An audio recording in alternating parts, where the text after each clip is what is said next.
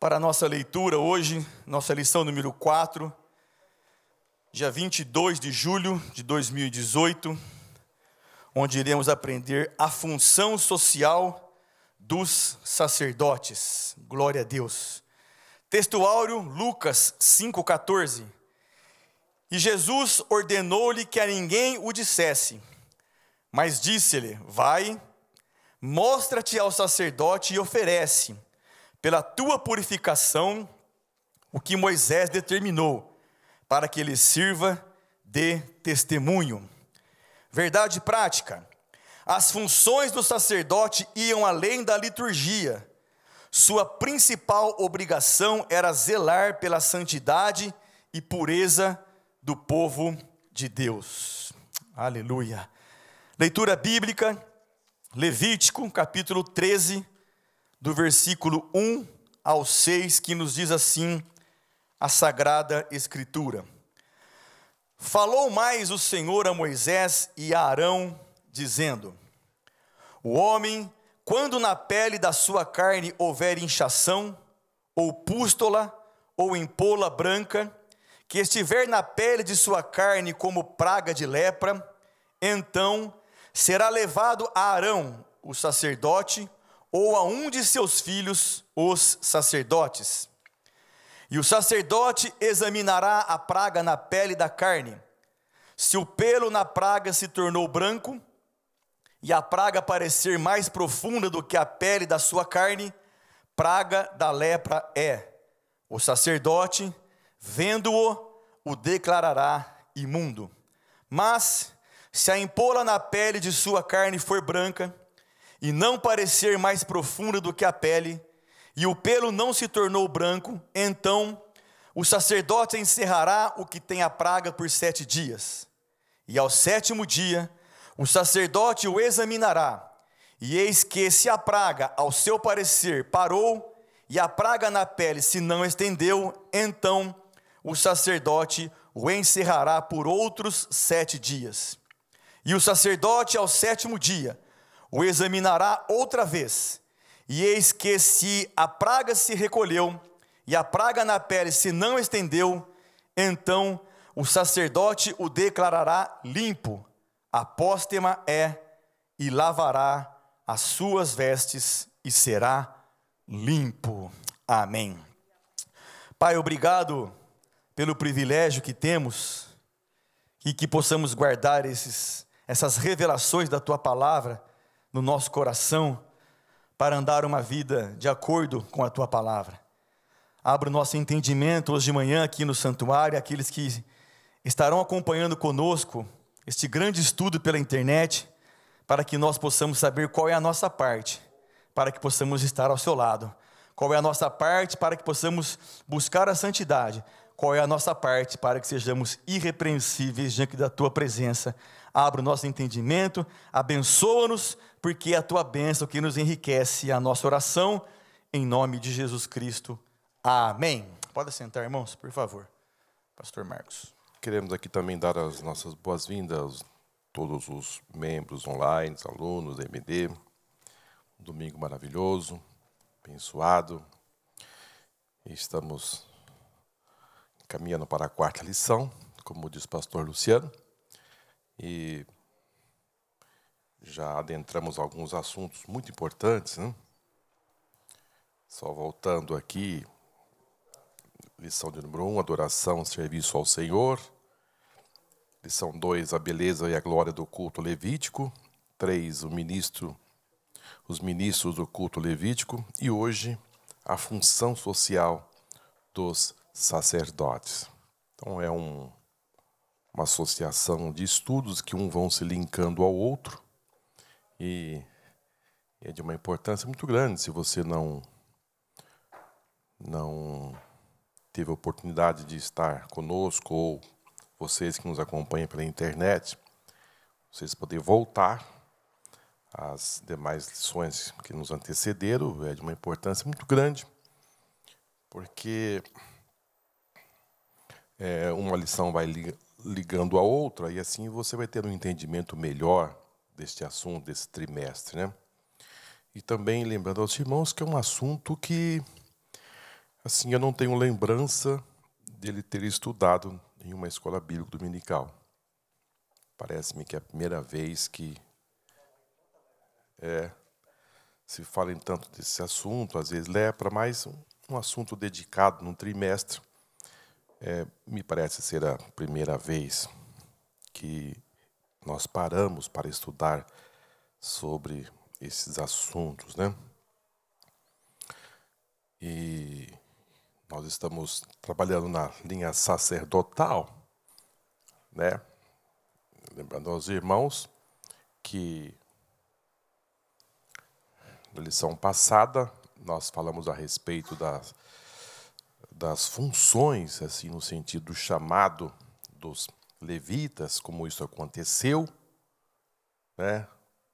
E também a chamada do sacerdote, como Deus escolheu a família de Arão para ser responsável para a linha sacerdotal e a tribo de Levi, como um todo, para um trabalho específico, para o serviço ao Senhor.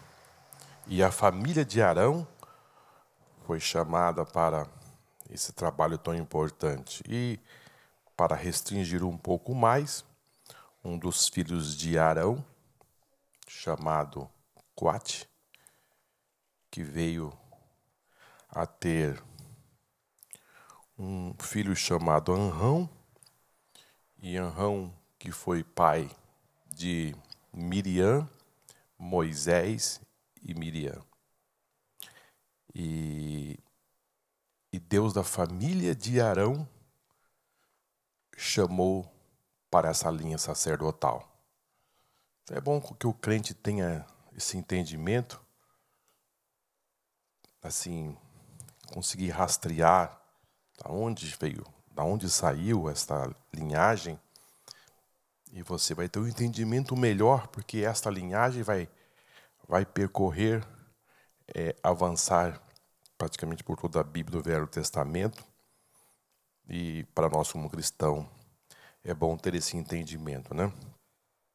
E hoje nós vamos falar sobre as funções dos sacerdotes. Além de zelar pelo culto do Senhor, os sacerdotes tinham ainda como função inspecionar a saúde de Israel, fiscalizar-lhe as moradias e regular-lhe a vida social e jurídica. Nesse sentido, eles podem ser vistos também como médicos, sanitaristas e juízes. Todavia, a função mais importante era conduzir o povo na lei de Deus, a fim de torná-los propício ao Senhor, que exige de cada um dos seus filhos santidade, pureza e distinção. Vejamos, pois, como os sacerdotes levaram os israelitas a ser um povo mais ordeiro, distinto e saudável do seu tempo. Então, a função de um sacerdote, ele era uma função ampla, né? Não era uma função específica em cuidar do templo, do tabernáculo, que tinha ali muito que se fazer, mas ia além do tabernáculo, né? Era um trabalho que tinha uma amplitude no sentido de cuidar do povo. E esse cuidar do povo tinha a ver com a santidade, a pureza, e também estava a função social, né? Ele ia verificar caso a caso, tinha casos complexos, né? Decidir se o homem ou a mulher era leprosa ou não, né? Também tinha problemas de brigas, ciúmes. Aí já é mais complexo. Será que tinha no meio do povo, não? Muito grande. Porque quando a gente fala nesse sentido, a gente começa a perceber que o negócio vai muito além do que nós podemos imaginar. E depois também, ele tinha um trabalho de declarar a pessoa pura ou não, julgar casos controversos. Havia casos que o sacerdote ele recebia uma acusação, e o sacerdote tinha que fazer um ritual. Ele pegava a água lá da pia, chamada água santa, e ele pegava o pó, o piso do tabernáculo, misturava com aquela água e dava para aquele que recebeu a acusação beber.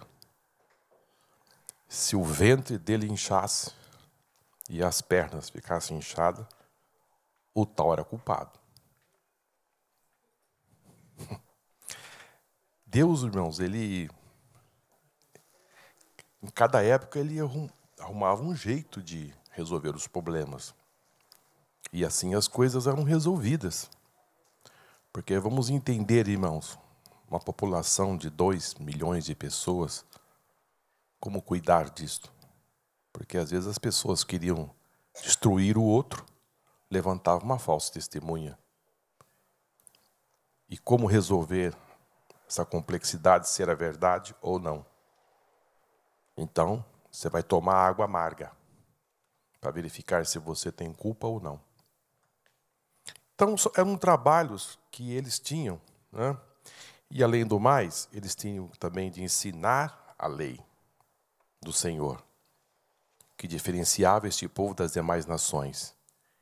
Esse trabalho era um trabalho, assim, podemos dizer, tinha sua importância? Claro que sim, mas a importância maior do sacerdote era ensinar a lei do Senhor. Porque se o povo fosse ensinado, esses outros problemas seriam atenuados. Pelo menos atenuados, porque uma vez que você vai conhecendo a palavra, você vai se livrando, se libertando desses problemas de acusações, brigas, controvérsias. Então, ele precisava de discernimento, irmão, muito aguçado, da sabedoria. Ele tinha que discernir o certo ou o errado, o santo e o profano. Ele tinha que ter essa destreza. Então, eles eram dedicados a esse trabalho. E uma vez que você vai fazendo isso todos os dias, você vai pegando uma certa habilidade, né? E o outro lado também é problema, né? Mas, como eles eram homens que estavam com a lei do Senhor, eles eram muito dedicados. Lembro que eu disse aos irmãos da lição passada que eles enfrentaram um rei, porque o rei foi fazer um sacrifício que não era da competência dele. Na hora foram confrontados com os sacerdotes, eles enfrentaram a autoridade máxima no sentido político, porque os sacerdotes, na época de Moisés, eles tinham, assim, e mesmo depois que adentraram na terra, uma autoridade muito grande. Porém, o rei é que mandava, né? Mas eles enfrentaram o rei, e a Bíblia diz que na mesma hora a lepra apareceu na testa do rei Uzias, e ele ficou leproso, e a lepra começou a cobrir o seu corpo. Eles arrancaram o rei do palácio e levaram para fora, colocaram em uma casa fora da cidade, e lá ele morreu leproso. Não voltou mais. Então, eles eram zelosos, eles tinham um alto referencial da nação, e eles estavam para instruir a estar cuidando da administração e da justiça. Veja o que Malaquias diz no capítulo 2, versículo 7. Porque os lábios do sacerdote guardarão a ciência e da sua boca buscarão a lei. Porque ele é o anjo do Senhor dos Exércitos. Meu Deus, irmãos. Mas foi Deus que chamou. Foi Deus que delegou. Deus deu autoridade a esses homens para conduzir assim aquela nação, né? Muito bem. Funções clínicas. Libertos do Egito, os israelitas corriam o risco de transmitir à próxima geração enfermidades como a lepra, a doença mais temida da antiguidade. Por isso, Deus encarregou os sacerdotes de inspecionar clinicamente o seu povo. A inspeção da lepra. Nos tempos bíblicos, a lepra era a doença que causava mais repulsa devido ao seu aspecto e contágio. Se Deus não a curasse, médico algum poderia fazê-lo. Havia vista a caso do general sírio Naamã. O Senhor Jesus, durante o seu ministério terreno, curou diversos leprosos e ordenou aos seus discípulos que purificassem em seu nome. A lepra nos tempos bíblicos. Queridos, a lepra era uma doença mais temida. Mais temida. O seu poder de contágio era enorme. Ou seja, a pessoa podia transmitir essa doença e causava muita repulsa no meio do povo, no meio da comunidade. Havia pelo menos 4 tipos de lepras, né? Conforme está registrado em Levítico capítulo 13, o versículo 2 fala de um tipo, o versículo 4 fala de outro tipo, o versículo 26 também de mais um tipo, e o versículo 31 fala também de mais um tipo de lepra.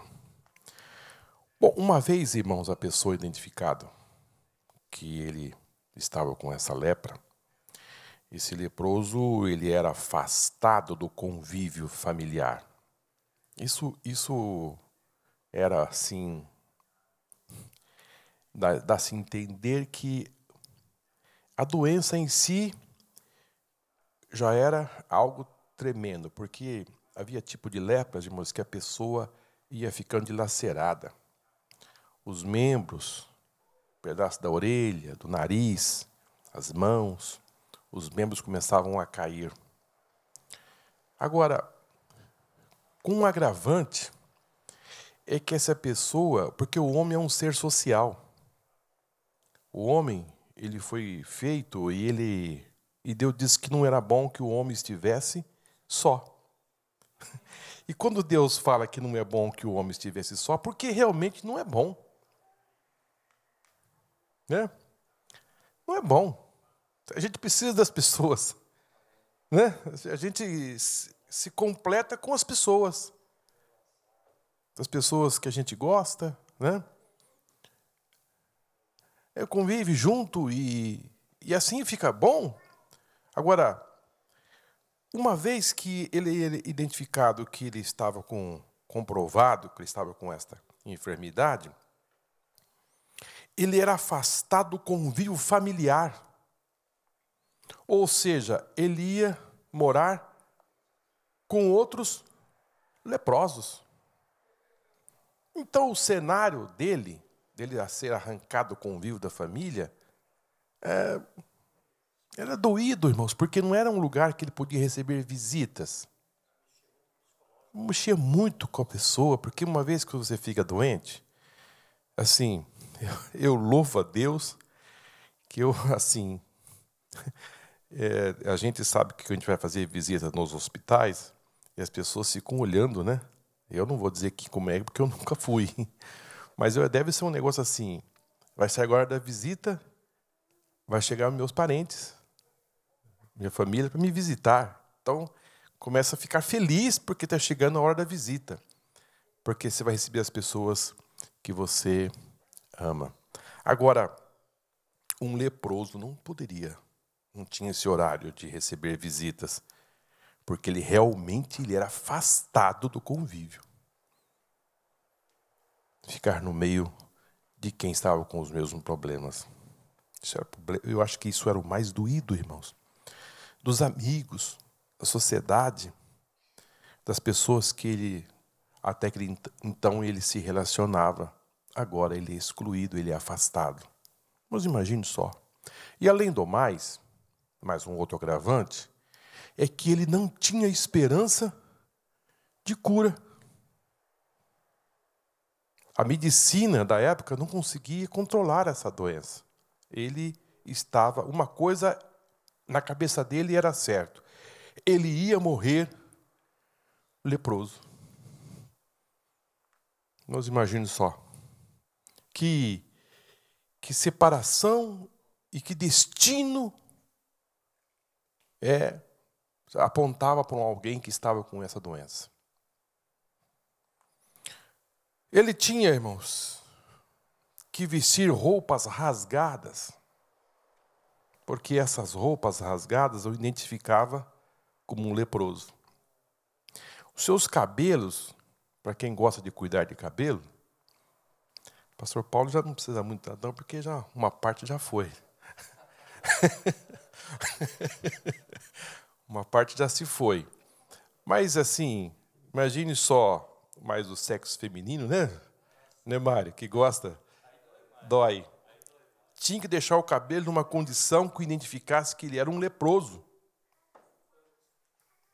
Tinha que deixar o negócio todo bagunçado. Roupas rasgadas, feias. Isso aí são coisas que as pessoas identificavam antes dele gritar. Já via que a roupa dele daquele jeito, o cabelo. E além disso, sempre alguém que se aproximasse devia cobrir. Se era um homem, tinha que cobrir o bigode.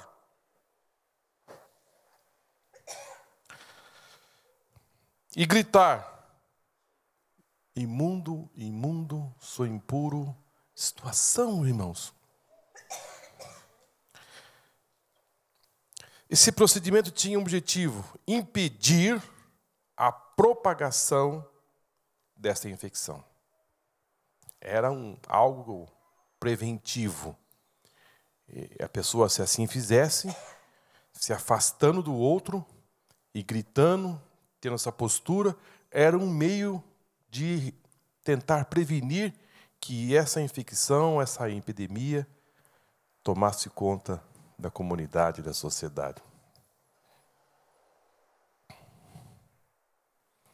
Além do mais, como disse aos irmãos, devia morar fora da cidade. Deveriam ser os seus bens, irmãos, as suas roupas, tudo que ele tinha que ficasse na casa, tinha que ser destruído. Ou seja, as suas roupas, daquilo que ele usava, o sacerdote ia ali e fazia uma limpa para que o restante da família não viesse a ser contaminado.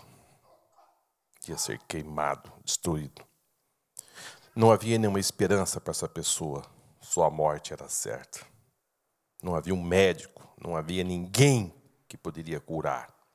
Lembrando aos irmãos que no livro de 2 Reis, no capítulo 5, nós vamos ver registrado aí, que quando o rei da Síria mandou uma carta para o rei de Israel, e o rei de Israel leu a carta, ele rasgou as roupas e teve a seguinte expressão: eu sou Deus para curar, para dar vida? Porque era uma doença que se atribuía que só Deus podia fazer alguma coisa. O ser humano não poderia fazer nada, nem os sacerdotes, que eram uma autoridade religiosa, constituída por Deus, poderia dar solução para um leproso. A única coisa que estava ao alcance deles é identificar se o tal era leproso ou não. Não. Ou seja, não podia dar laudo falso, e além do mais, havia um cuidado muito minucioso, porque havia alarme falso, porque de repente você estava com uma coceira, e depois você começa a coçar, e depois realmente, se de repente a pessoa é muito clara, fica o quê? Vermelho, ou alguma coisa parecida. Não faltava alguém para dizer: Cuidado. Então, o tal já era separado e levado para o sumo sacerdote, para fazer a inspeção, a identificação. E isso começava um trabalho minucioso. Eu vejo aí, irmãos, eu vejo todo esse cuidado do sacerdote em fazer um trabalho minucioso, porque ele fazia um levantamento, ele olhava. E se ele tinha alguma dúvida, ele separava essa pessoa por 7 dias. E depois de 7 dias, a pessoa voltava para ser examinada. Se ele verificasse que tinha alguma dúvida ainda, recolhia mais 7 dias. E depois disso, ele fazia toda a análise para dizer se a pessoa era leproso ou não. Isso tem muita, assim, mexe muito conosco hoje, né? Isso tem um ensino muito profundo. Deus estava querendo dizer para eles e para as demais nações e para nós hoje que antes da gente tomar qualquer decisão em relação a alguma pessoa, é necessário que haja um certo critério, um cuidado, antes de você trazer assim a público uma questão que foi levantada e você declarar sim ou não. Um cuidado, examinar. Paulo vai dizer que você não deve receber acusação contra alguém se não trouxer 2 ou 3 testemunhas. Ou seja, precisa de ter veracidade no caso. Antes que... Sim, tratou de um caso desse, não? Porque às vezes as pessoas, irmãos, de uma forma muito sumária, já levanta certos tipos de calúnia ou outros problemas, sem que tenha assim, um estudo, um cuidado mais assim apropriado. Eu fui pastor de uma igreja que eu enfrentei um problema também. E naquela época, engravidaram uma menina, uma adolescente. Você lembra? Engravidaram uma menina adolescente só de conversa. Só de conversa. A moça estava grávida. Falei, não é possível uma coisa dessa. É verdade. Você se lembra, né? Você estava lá. E eu pedi para que a mãe fosse ao médico, a menina. Mas não deixa de ser um ataque psicológico, né? Não deixa de ser um ataque psicológico. E o exame saiu, a moça era virgem, não tinha gravidez, coisa nenhuma, mas na boca do povo a moça estava grávida. É um problema, né, irmão? Problema. Eu lembro que naquela época eu fui muito rígido. Porque a coisa é que você precisa ser um pouco mais severo, né? Eu disse que se alguém falasse mais alguma coisa nesse assunto, o tal seria separado. E a gente estava disposto até levar essa pessoa para congregar em outro lugar, que nós queríamos paz. Porque há coisas que Jesus um dia advertiu um leproso de uma forma severamente. Então, eles tinham esse cuidado para com aqueles que eram identificados se tinha lepra ou não. Mas nós temos os casos de pessoas que realmente se identificou como lepra, né? Nós temos o caso de Miriam, que ficou leprosa, porque começou a duvidar da autoridade de Moisés. Nós temos Geazi, que ficou leproso, porque ele pegou os bens de Naamã, que está registrado no 2º livro de Reis, no capítulo 5. Ele voltou e foi lá e disse, não, houve uma decisão agora, e nós vamos pegar essas vestes.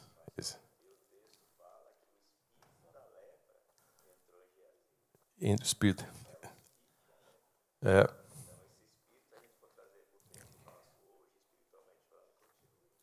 Continua.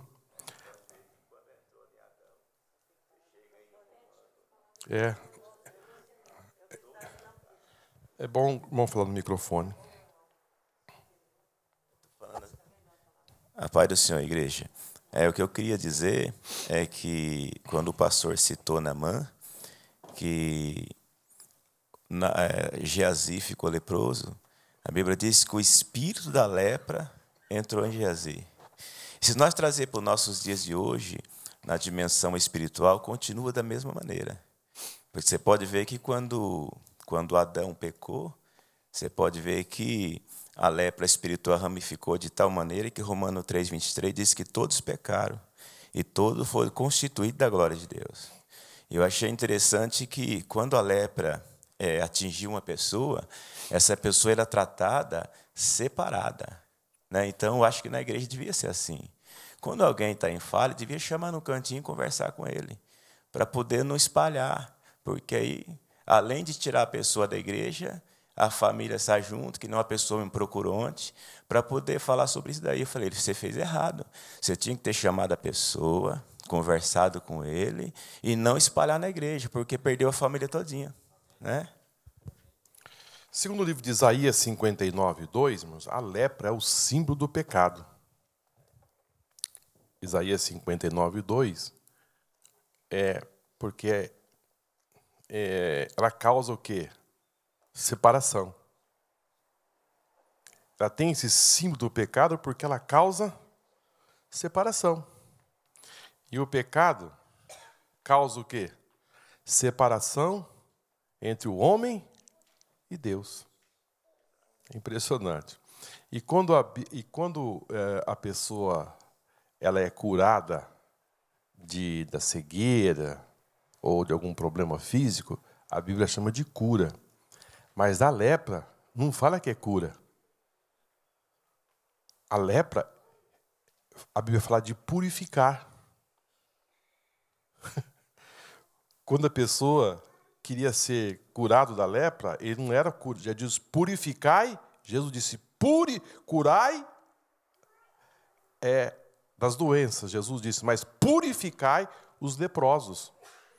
Porque a lepra continua sendo um símbolo do pecado.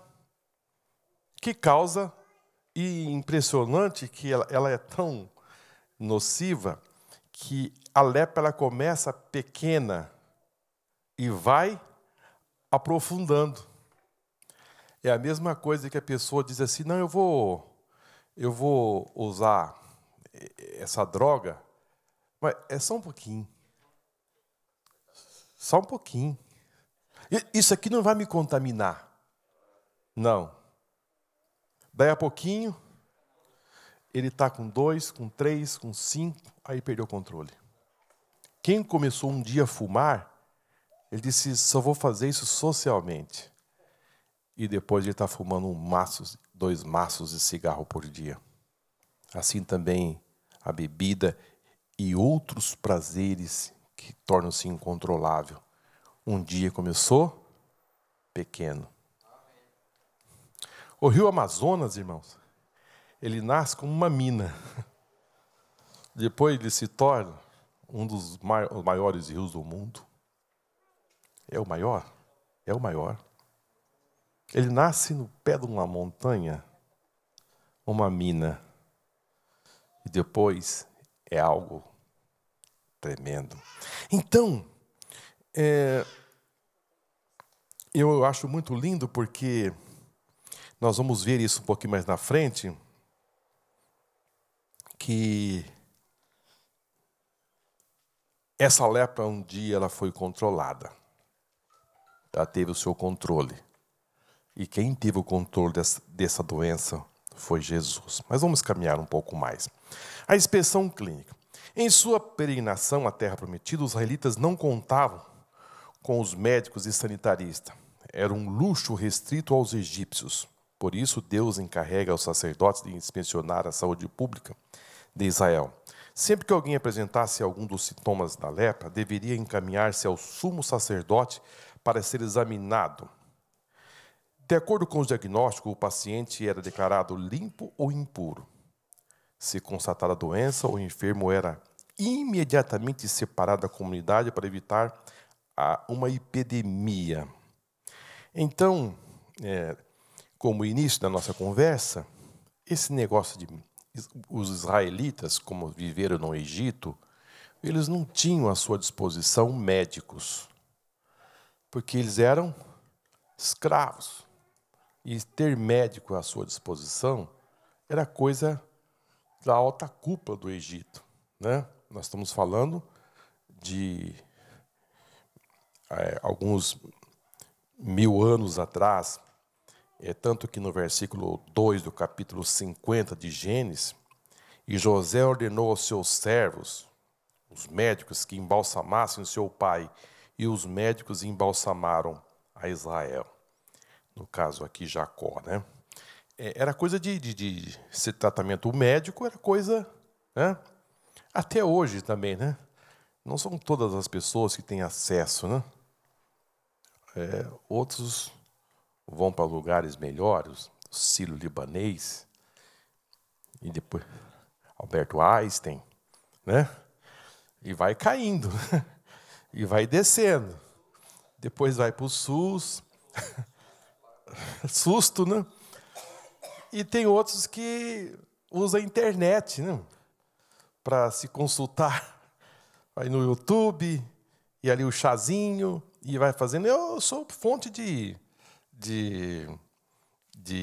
encontrar solução para o seu problema.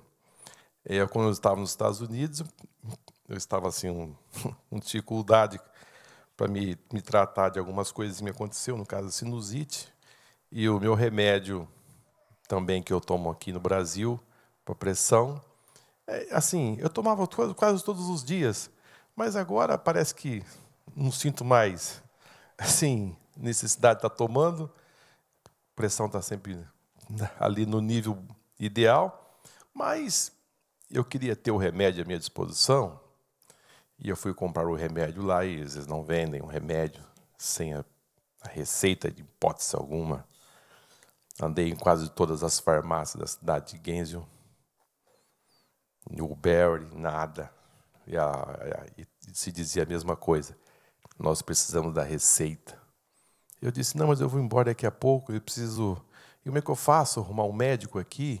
Aí ele falou, olha, para você arrumar essa receita, você vai precisar passar por um médico. O médico vai pedir todos os exames.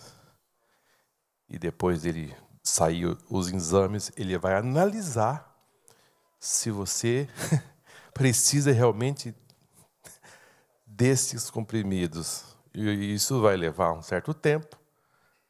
Então, sem chance. Então, e depois outras coisas mais, assim, que eu precisei, sinusite e tal. Eu fui no YouTube e eu aprendi a tomar um chazinho, e aí eu fui curado, né? Impressionante. Então, hoje você tem à disposição de algumas coisas, né, para você. Mas o povo de Israel, agora eles vão ter à sua disposição, queridos, Deus cuida do seu povo. Deus cuida do seu povo. Enquanto eu estava assim preparando esta lição, eu pude perceber como Deus ele cuida, trata, e o povo começou agora a receber um tratamento diferenciado que eles não tinham no Egito. Um médico chegando em casa, um sacerdote, para cuidar da saúde da família. O problema que vocês estão enfrentando, o que está acontecendo? É Deus tratando com o seu povo de uma forma diferenciada, né? Deus queria... E hoje, querido, não é diferente. Deus está cuidando de nós. É que a gente às vezes não se apercebe, mas Deus está cuidando, né? Deus olhava para as multidões e via como ovelhas que não tinham pastores. A Bíblia diz que Jesus ele se compadecia, né? Ele se preocupava com a dificuldade do povo. eles não só identificavam o problema, mas eles determinavam o que deveria ser feito.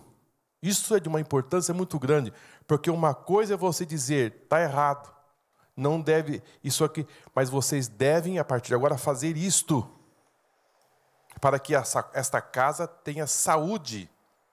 Ou seja, eles cuidavam da saúde pública. Eles eram médicos sanitaristas. Aquilo que as outras nações não tinham, o povo de Deus tinha. Amém? Então, havia todo um cuidado, né?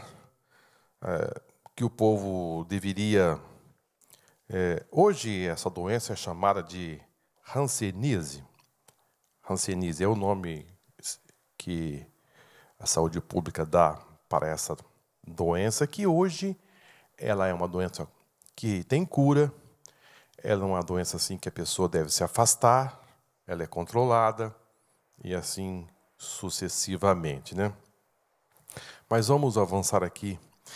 A limitação do sacerdote. Cabia ao sacerdote inspecionar e diagnosticar os leprosos. Era uma função mais preventiva que curativa. O próprio Senhor Jesus reconheceu a perícia do sacerdote no diagnóstico da doença. Quanto à sua cura, leproso.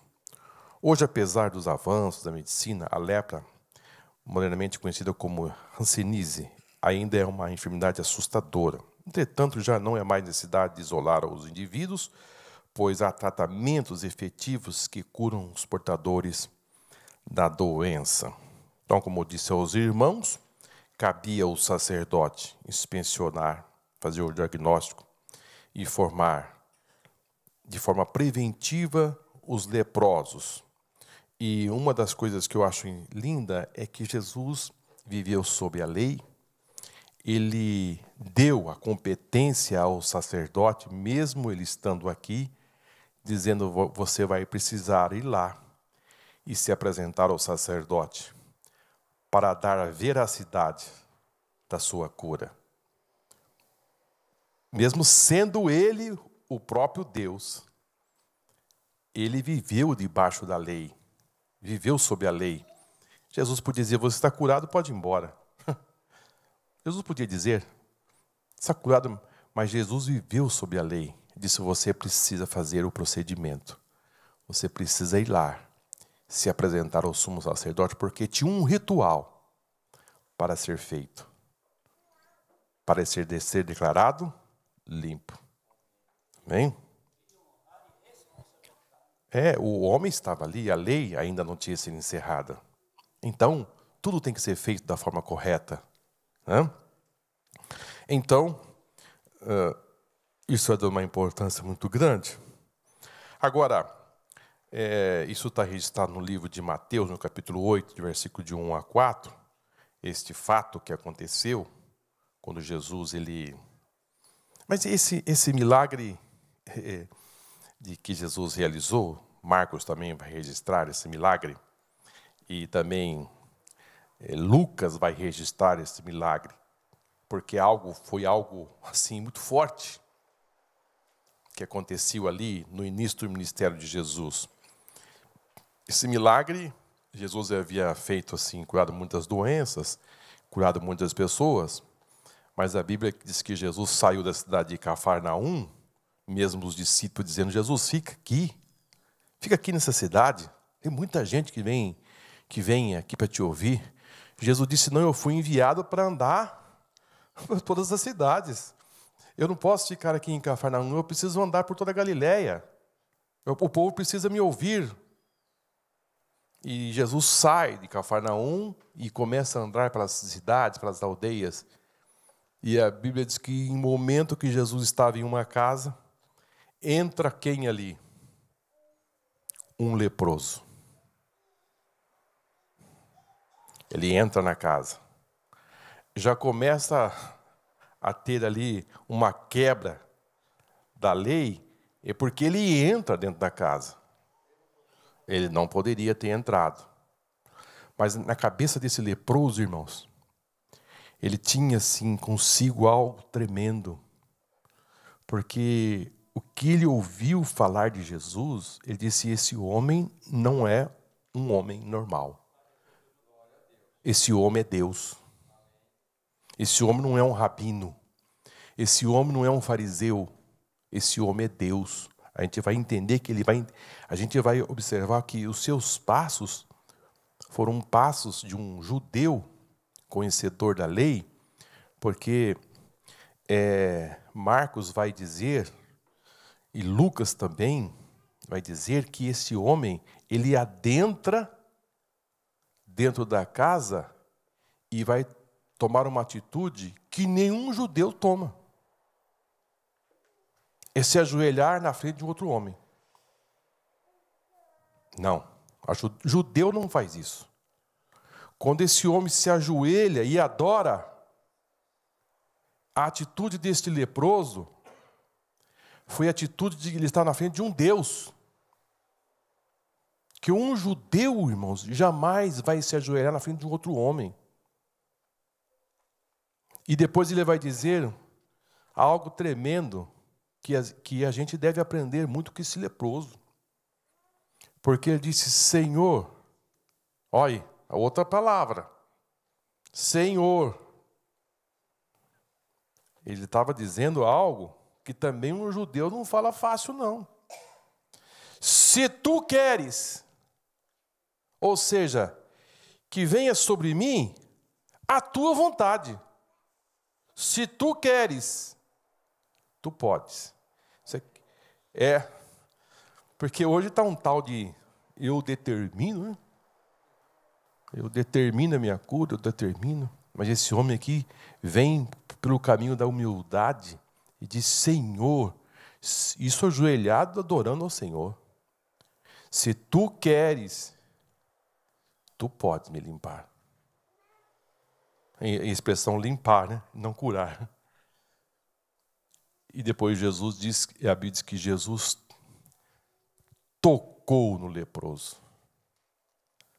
De uma forma cerimonial, outra quebra, porque alguém que estava ali disse: opa, esse homem se tornou o quê? Impuro. Quem toca no impuro, impuro é. Só que uma das coisas, irmãos, que nos deixa assim, a atitude de Jesus em ser batizado no Rio Jordão e entrar na fila, Jesus se coloca ali como o quê? Como um pecador. Igual. E quando Jesus toca no leproso, ele se identifica com o leproso. Ele se fez pecado por nós. Só que o toque dele não deixou ele impuro. Não. Ele vai mostrar que ele não ficou impuro, porque de repente Jesus disse assim: eu quero. Os dois pedidos dele foram aceitos. Se tu queres, tu podes me limpar. Jesus disse: vou atender os seus dois pedidos. Eu quero e seja limpo. Impressionante, né? Só que este homem, Jesus advertiu ele depois severamente, porque Jesus sabia que esse homem não ia falar muito. Jesus o advertiu severamente, disse: olha, você não fale para ninguém o que aconteceu. Você vai lá, se apresenta ao sacerdote, faça todo o procedimento, mas de boquinha fechada, tá? Porque eu preciso pregar a palavra aqui. Eu vim aqui para dizer a respeito do arrependimento. Você não pode ficar falando, porque isso aí vai ter um impacto muito grande. Porque, queridos, quem que podia curar alguém de lepra? A não ser Deus. E o homem era conhecido que era um leproso. Mas ele começou a dizer: eu preciso falar para Urias, eu preciso falar para fulano, e meu primo, e meu tio, eu estou curado. De repente, irmãos, aquilo se alastrou de uma forma tão grande, e eu não sei se ele foi se apresentar ao sacerdote.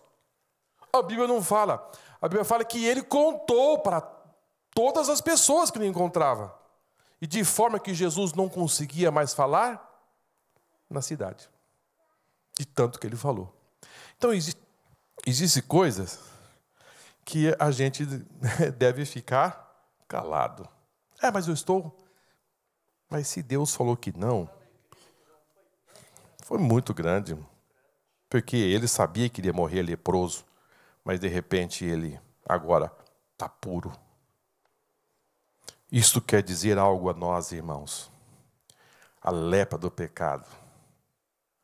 Só quem pode limpar o homem é Jesus.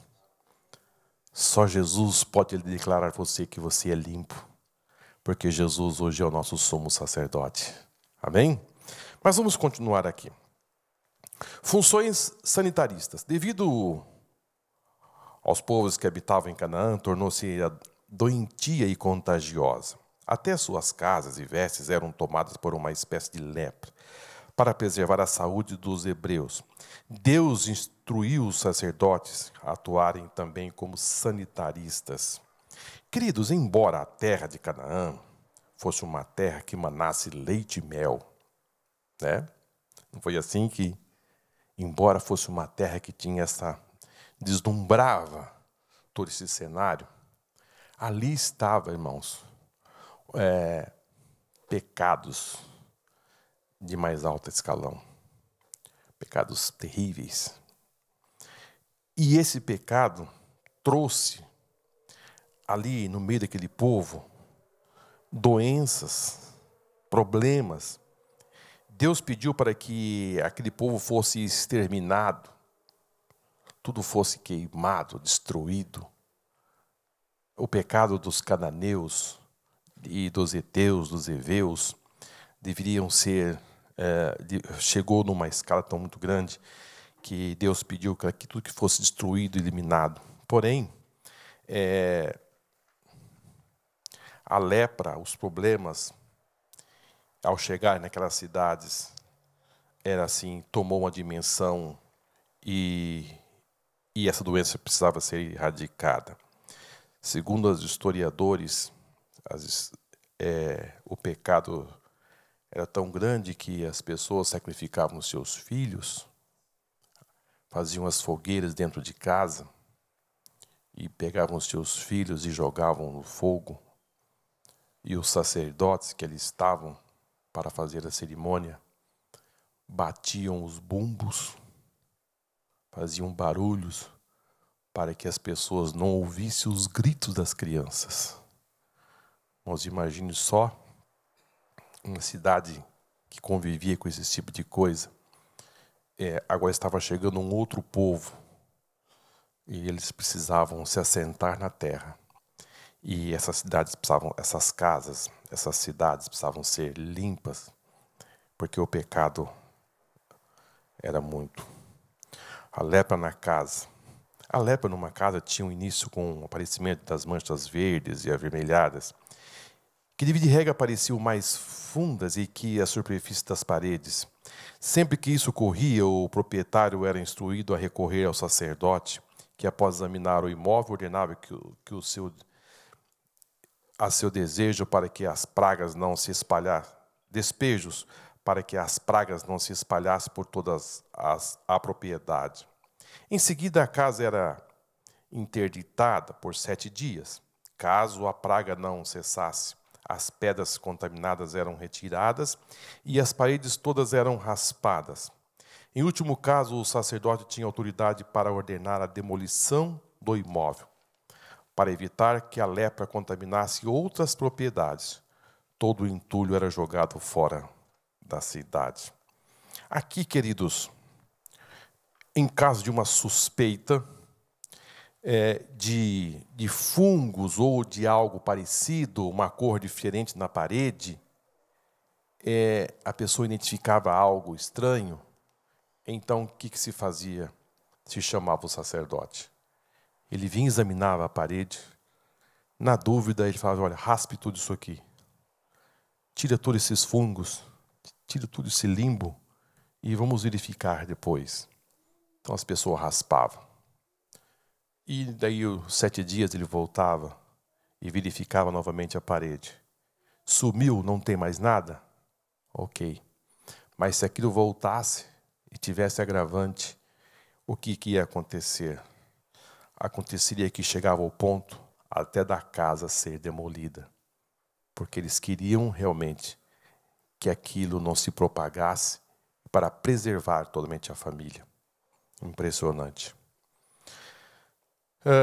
Ou os objetos que a pessoa tinha era incinerado ou era jogado para fora, e aquilo era assim feito de forma sucessiva, né? E isso ia assim repetindo, à medida que isso fosse necessário. A lepra nas vestes. As vestes também estavam sujeitas de lepra. Nesse caso específico, tratava-se de mofo e fungos igualmente nocivos à saúde. De imediato, as roupas deveriam ser levadas ao sacerdote. Se a praga se mostrasse resistente, o vestuário deveria ser queimado, a fim de se evitar a propagação de doenças. Deus advertiu solenemente os israelitas que se guardarem da praga da lepra, pois a doença abria a porta para outras enfermidades e moléstia. Por isso, a lepra tornou-se um dos símbolos mais fortes do pecado. Queridos, aqui já, esse fungo já não é na parede.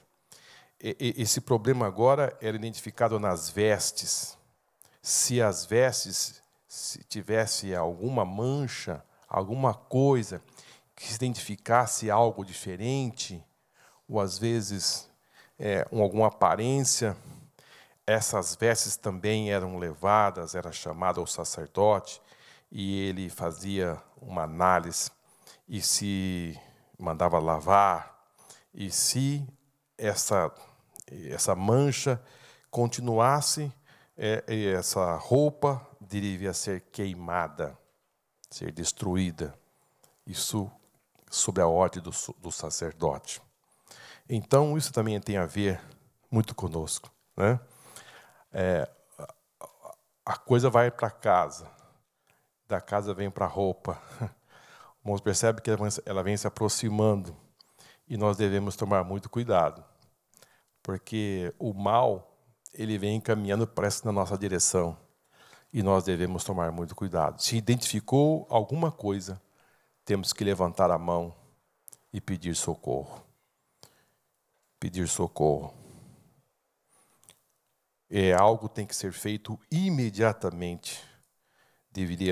Impressionante que não tinha esse negócio de dizer, não, essa roupa aqui eu gosto dela. Não tinha esse negócio, não, essa aqui eu ganhei do meu amigo, da minha tia, é uma herança, e identificou que tem problema, tem que ser destruído. Às vezes tem pessoas que têm pecado de estimação, né? Tem aqueles negocinhos que a gente parece que não quer se livrar, mas o sacerdote disse, essa roupa tem que ser queimada. Isso não dá, vai voltar. Você tem que tomar muito cuidado. Chegava ao ponto da casa ser destruída.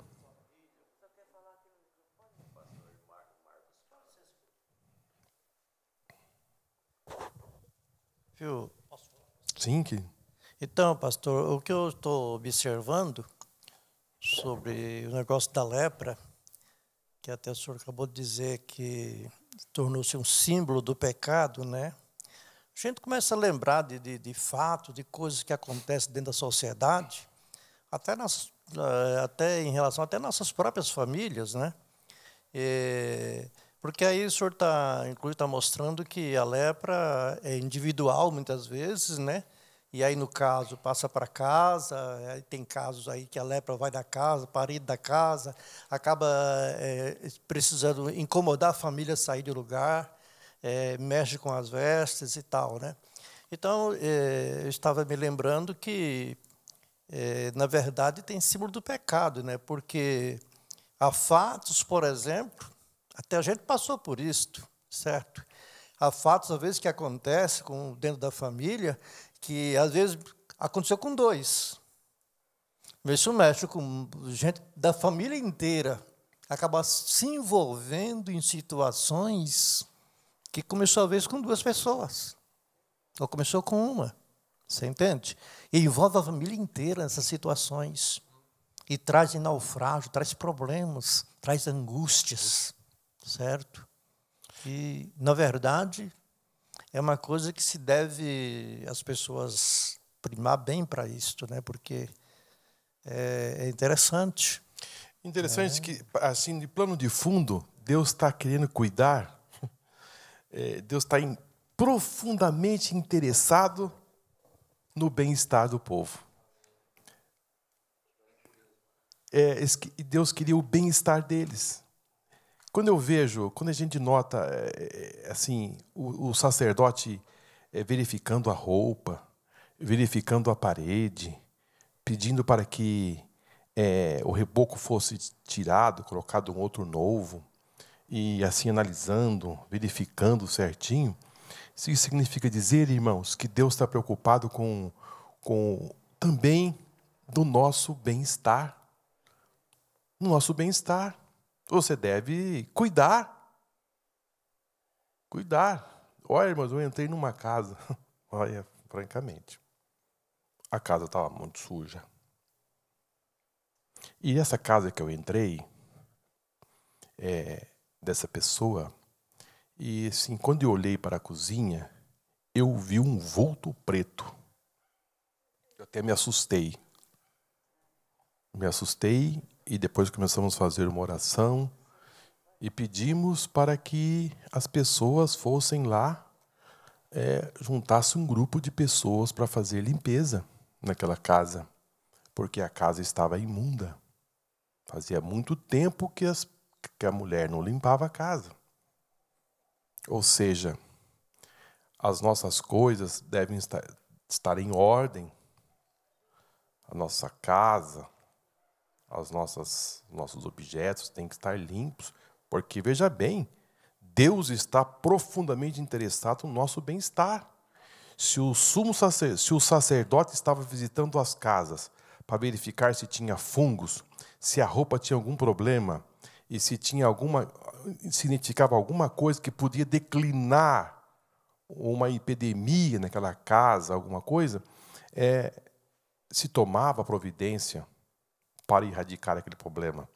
Então, para os nossos dias também, Deus está preocupado também com a nossa aparência exterior. Porque aquele negócio, Deus só quer o coração? Não. Deus quer tudo. A Bíblia diz que o nosso corpo, espírito, alma e corpo, deve estar o quê? Irrepreensível. Então você tem que estar bonitinho. Você tem que estar bonitinho. Por dentro e por fora. Deus está querendo que o seu povo tenha saúde física, para que eles pudessem se portar como uma nação imponente, as demais nações. Quando você vai olhar para a Bíblia, você vai ver um homem sábio, chamado Salomão, e quando a rainha de Sabá foi visitá-lo, ela ficou assustada. Ela disse: não me contaram nem a metade da ordem deste rei, do procedimento, como eu fui recebida. Quem sabe, quando ela chegou no palácio, tudo que ela viu, ela ficou assustada. Então, nós como igreja, nós como servos de Deus, como povo de Deus, nós temos que nos apresentar, nos portar como santos, mas também devemos nos portar com uma aparência que nos identifica como que um Deus ordeiro. Servimos um Deus ordeiro, um Deus que cuida da nossa aparência por dentro e por fora. Nós temos que ser bonito por dentro, mas também devemos revelar, passar, contagiar, porque um coração alegre formoseia o rosto. Agora, uma pessoa que vive todo o tempo 6:30, meu, não dá. Amanhece com limão na boca, dorme com limão na boca, sempre azedo. Não é possível, alguma coisa está errada. 15 para as 9 na aparência. Então nós precisamos Que quando a gente olha para o cuidado de Deus para o povo, isso aqui vem nos dizer o seguinte: o nosso Deus gosta sim. Ele gosta. Se você tem na sua casa uma parede que está toda embolorada, toma providência. Precisa fazer alguma coisa lá. Tem que remover aquele reboco, fazer bonitinho, porque alguma coisa vai acontecer. Então, Deus está interessado no nosso bem-estar espiritual e também Ele quer que nós tenhamos saúde física. É do interesse de Deus. Agora, queridos, nós temos aqui pouco tempo. Eu gostaria de falar sobre a purificação de um leproso. Até agora eu falei a respeito de identificação, tinha pelo menos 4 tipos de lepras, assim sucessivamente. Agora, e uma vez que esse leproso fosse identificado que ele estava limpo, o que poderia ser feito? Levítico capítulo 14, versículo de 1 a 7, vai nos dizer o seguinte, irmãos. Ele precisava empregar-se algumas coisas. Ele precisava de um ramo de cedro, a planta de isopo, um tecido de escarlate e 2 aves. Ele precisava desses elementos para ser declarado puro. O sacerdote pegava essas 2 aves, uma em um vaso de barro, uma ave ele degolava. Uma daquelas, não sei se 2 rolinhas ou 2 pombas, mas 2 aves. Uma era degolada. E o sangue desta ave degolada, ele misturava com água corrente. E ele pegava essa mistura e ele colocava sobre o cedro, sobre o isopo e sobre o carmesim, e ele aspergia 7 vezes sobre o leproso. Ele ficava ali, aspergindo 7 vezes. E depois, ele pegava aquela ave que foi mergulhada com água e sangue, ela ficava toda encharcada. Ele pegava esta ave e soltava. E a ave agora ela voava. E quando o ex-leproso via aquela ave voando, ali simbolizava a sua liberdade. Então, tem algumas coisas que aconteciam, esses elementos indicavam alguma coisa para nós. O número 7 significa a totalidade, a perfeição, a redenção. O sangue misturado com água está registrado no livro de 1 João, capítulo 5, versículo 6. Esse é aquele que veio por água e sangue, isto é, Jesus Cristo. Águas correntes simbolizava também a regeneração, o Espírito Santo. O cedro simbolizava a incorruptibilidade. O escarlate simbolizava a nossa redenção. O isopo simboliza a nossa purificação.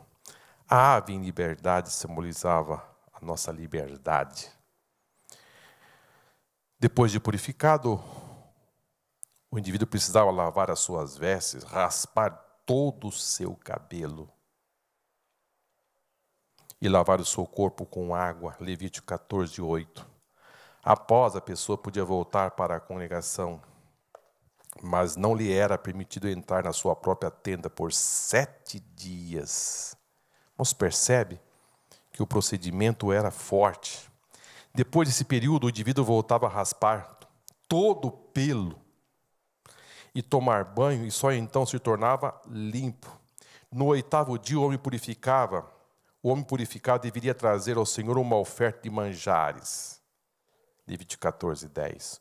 Uma oferta pela culpa, Levítico 14, 12. Uma oferta pelo pecado e um holocausto, Levítico 14, 19 e 20. Depois, repetia esse ato com azeite, e isso representava que o homem restaurado e se congregava novamente ao serviço de Deus.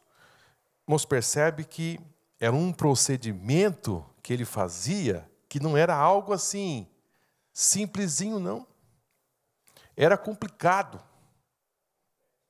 Meio complexo, ele tinha que fazer esse procedimento. Foi por isso que Jesus disse àquele leproso, vai e se apresenta ao sacerdote. Porque ele tinha que passar por esse ritual aqui. Ó. Não.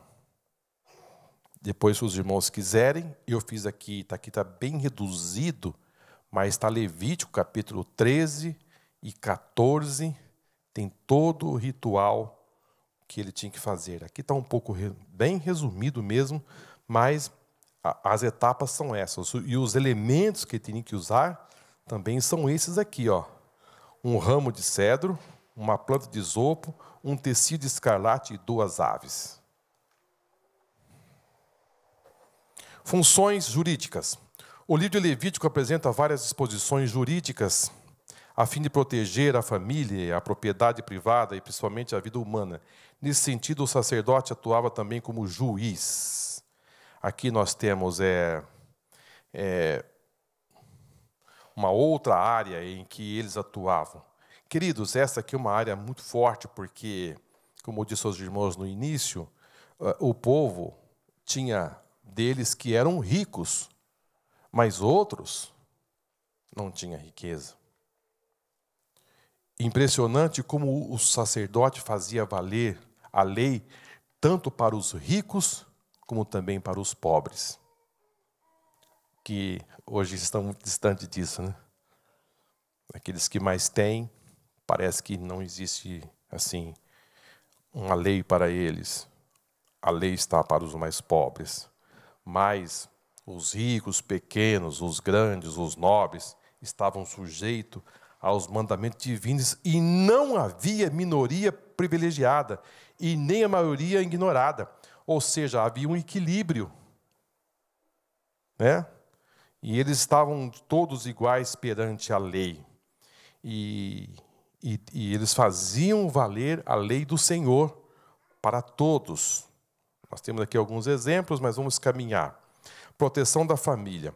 Com o objetivo de manter a pureza, a legitimidade no relacionamento familiar, o Senhor, por intermédio de Moisés, proíbe os israelitas o sacrifício infantil, relações incestuosas, o abuso sexual doméstico, a exposição das filhas à prostituição, o homossexualismo, a bestialidade. Os filhos de Israel, como adoradores ao Deus único e verdadeiro, eram obrigados a honrar os seus pais e preservar-lhes a autoridade. Nesse sentido, os sacerdotes atuavam como reguladores da família israelita. Aqui é algo muito bonito, porque eles entravam agora na área familiar, que é onde parece que tem grandes problemas, né? Como disse aos irmãos, sacrifícios infantil, que era uma praga, porque eles faziam isso no sentido de que, achando que assim fazendo, eles iam conseguir o quê? Riqueza, as suas plantações, os seus bens iam se multiplicar. Então, eliminar esse culto, isso está em Levítico 22 e Levítico 18, versículo 21. Também as relações incestuosas, Levítico 18 e 6, casamentos entre parentes. Deus proibiu o casamento entre parentes, porque isso também acabava acontecendo de crianças nascerem com problemas, características genéticas, pessoas com problemas, defeitos. E depois nós temos também aqui algo, depois vocês podem ler em casa, irmãos. É impressionante como Deus cuidou também no sentido de evitar problemas domésticos, no sentido de nudez. Levítico 18, marca aí, depois você lê em casa com mais cuidado. Levítico capítulo 18, de 10 a 17. a nudez da filha do teu filho, ou a filha da tua filha, ou a sua nudez não descobrirás, porque é tua nudez. Aí agora você vai começar a ler daí para frente. Deus vai cercando tudo que ele queria que o povo fosse um povo. Impressionante. Homossexualidade e bestialidade, essa prática eram conhecidas na civilização cananeia. Elas foram a causa para que Deus permitisse que os cananeus perdessem a posse da terra. A doutrina neotestamentária também proíbe o comportamento vil. Quem permanece nisso não tem salvação. Primeiro, carta de Paulo aos Coríntios 6, versículo 10. E por fim, para que essa família fosse bem ordeira, começava desde o berço, desrespeito aos pais.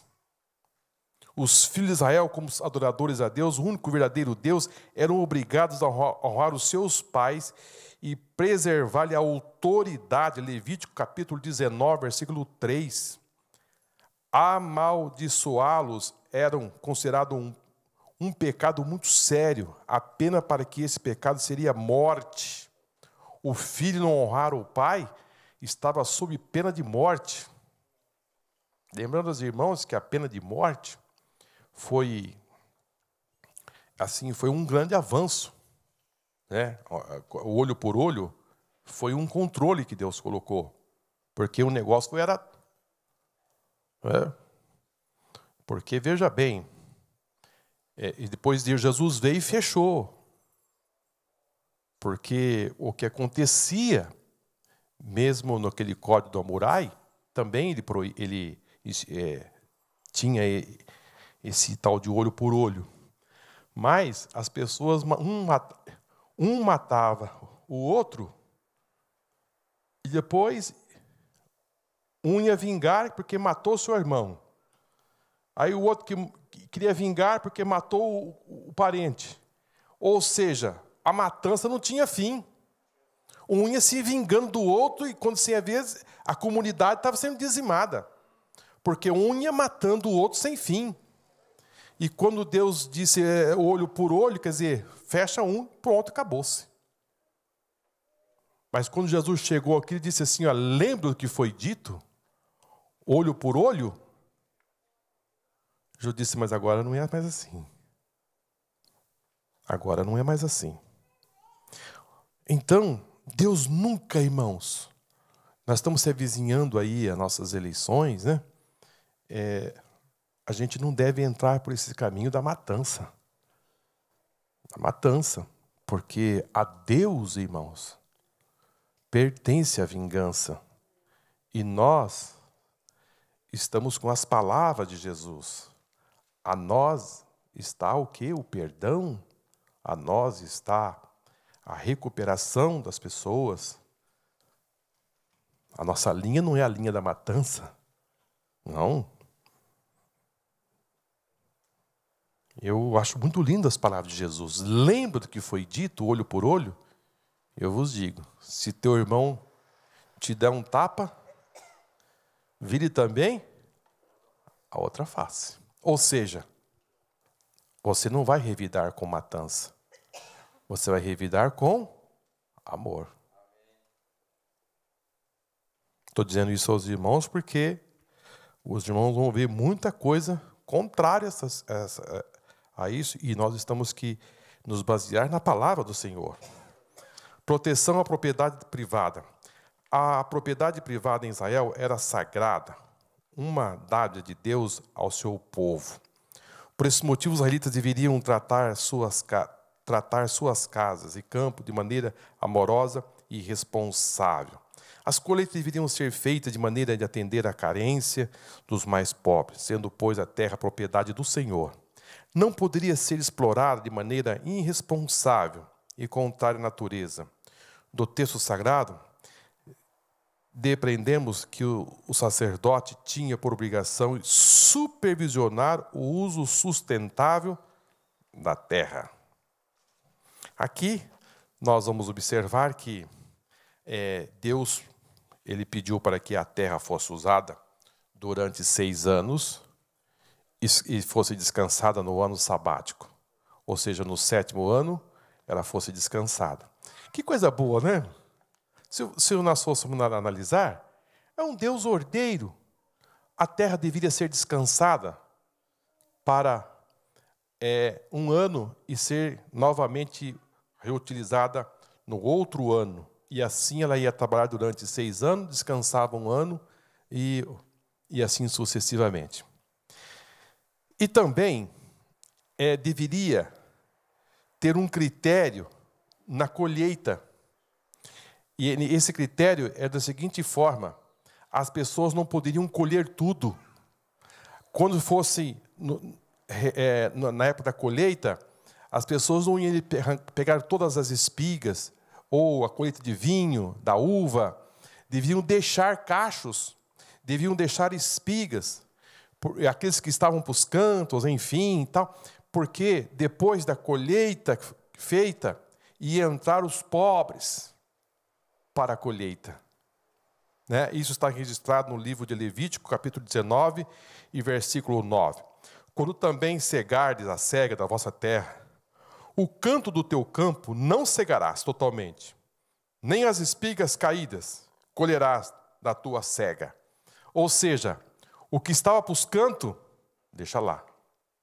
E se você colheu alguma coisa e foi colocar dentro da cesta e caiu, não pega. Porque isso aí é dos pobres.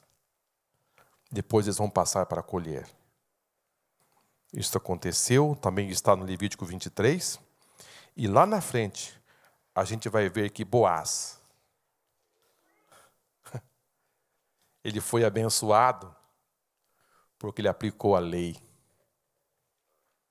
Ele entrou na genealogia de Jesus porque ele aplicou a lei. Ele aparece como esse homem forte. Vamos ler Rute 2:14. E disse-lhe Boaz: achega-te aqui, come do pão e molha o teu bocado no vinagre. E ela se assentou do lado dos segadores. E ele lhe disse: deu do trigo tostado e comeu e se fartou, e ainda sobrejou. E levantou-se ela a colher. Boaz deu ordem aos seus moços, dizendo: até entre as gavelas, ou seja, até entre os feixes, deixa-a colher e não lhe impeçais, e deixar cair alguns punhados. Olha aí. E deixar ficar para que os colha, e não as repreendais. Ou seja, quando Ruth chegou em casa, Noemi disse: que é isso? Que quantidade é essa? Onde você foi? Hoje aconteceu algo forte. Hoje, queridos, é assim. Quando você estende a mão, parece que é um milagre. Um milagre. Ontem aconteceu algo tremendo comigo. Tremendo. A outra oportunidade eu conto. Senão eu vou avançar muito no horário. Mas é assim, aconteceu algo numa compensação. É algo tremendo porque eu tive uma perda de manhã. E quando foi à tarde, de uma forma surpreendente, Deus veio e devolveu. Amém? Quando você entrega nas mãos do Senhor. Proteção da vida. Também cabia ao sacerdote inspecionar a edificação das casas, criação de animais, preservação da mulher grávida e dos filhos que trazia no ventre. Enfim, a vida na Escritura Sagrada é um dom do Criador e de todas as coisas. Por isso o Senhor determina do 6º mandamento: não matarás. Mencionemos ainda a cidade de refúgio, que, administrada pelos levitas, serviu para acolher o que, sem o querer, matava o seu próximo. Aqui que eu disse aos irmãos, a proteção da vida. Esses sacerdotes estavam lá para proteger os animais, a mulher grávida, aquele filho que vinha no ventre, ou seja, o sacerdote estava ali para cuidar da saúde dos meninos, dos animais, da mulher grávida. Ou seja, eles estavam atentos ao 6º mandamento: não matarás. Então, assim, negócio de falar que Deus provocava a matança, Deus fez não com prazer. Deus fazia com um fim. Porque Ele tinha o objetivo da chegada do seu Filho. Uma limpeza para que hoje nós estivéssemos aqui com a palavra do Senhor e o seu Filho pudesse chegar aqui ao mundo. Não que Deus tinha prazer. Ele colocou o parâmetro, não matarás. E essa cidade de refúgio aqui é impressionante. Impressionante como Deus foi fazendo com que... Porque, veja bem, irmãos, lá está, não matarás. Ok, a pessoa matou. Então, olho por olho, matou. Só que Deus foi arredondando no sentido que matou de que jeito? Foi involuntário? Para se defender? Sem querer? Você estava carregando um negócio, de repente aquele negócio escapou, caiu na cabeça de uma pessoa, a pessoa morreu. Então o que o homem fazia? Ele corria para a cidade de refúgio. Essas cidades são cidades estratégicas nas terras de Israel. A pessoa corria para lá. E lá ele contava a sua história para o sumo sacerdote. Disse, aconteceu assim, assim, assim, assado. Foi assim. Mas a pessoa morreu? Morreu. Então vamos fazer o seguinte. Você vai ficar protegido aqui. Enquanto eu viver, você está protegido. O dia que eu morrer, você está livre. Isso tem uma profundidade, viu, irmãos? Enquanto eu viver, você está protegido. O homem que queria matar o outro passava em volta do muro e dizia, eu não consigo pegar, porque o sacerdote está lá dentro. Ele está amparado. Mas o dia que o sacerdote morria, o que acontecia? Ele recebia anistia. Estava livre. Eu pergunto aos irmãos, eu devia, você devia, você também devia. Nós todos tínhamos uma dívida. E o vingador está rodeando, dizendo, eu quero pegar eles. Eu quero pegar eles. Mas sabe o que foi que aconteceu? O nosso sumo sacerdote morreu. E se ele morreu, a nossa dívida foi paga. Amém? Vamos aplaudir o Senhor, irmão? Não devemos mais nada. Toda a nossa dívida foi paga. Porque Ele morreu por nós. Conclusão. A aliança do Senhor com a tribo de Levi era firme e bem conhecida de todo Israel. Eis porque seus descendentes deveriam ser o mais alto referencial da nação no que tange a palavra de Deus, a instrução e a administração da justiça. Se o Senhor exigiu excelência e correção dos levitas no Antigo Testamento, como devemos agir no âmbito do Testamento Novo? Que o nosso culto seja marcado pelo amor de Deus ao próximo. Sejamos, pois, uma fiel referência em todas as coisas. Que Deus possa, irmão, de uma forma maravilhosa, a entender de como Deus trabalhou no passado, como Deus regiu uma nação e levantou esses homens para cuidar da saúde, cuidar de forma preventiva. Eles não conseguiam curar ninguém, mas eles trabalhavam no sentido de cuidar da administração pública, da terra, dos bens, da família, e aplicar a lei do Senhor. E assim esses homens serviram pelo deserto e dentro da terra de Canaã. Que agora o sacerdote agora somos nós. Nós devemos estar cuidando, fazendo a obra do Senhor com muita excelência. E porque se você assim fizer, você está obedecendo ao Senhor.